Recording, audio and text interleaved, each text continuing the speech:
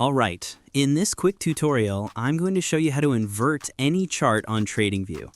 First, open TradingView and go to the chart you want to invert. Next, look at the price scale on the right side of your chart.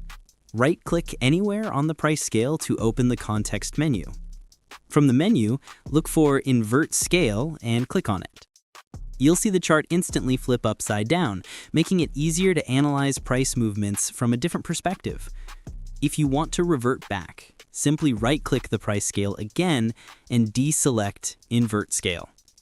The other, even faster way to do this is by using the shortcut for inverting charts, which is Alt+I, and that will invert your chart.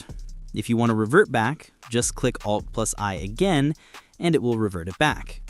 Now, if you're on the older versions of TradingView, you can do this by going to Settings, and in Settings, go down to Scales tab, and you can find Invert option there.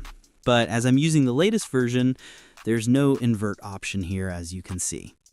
And that's it. You've successfully inverted your chart on TradingView. Thanks for watching.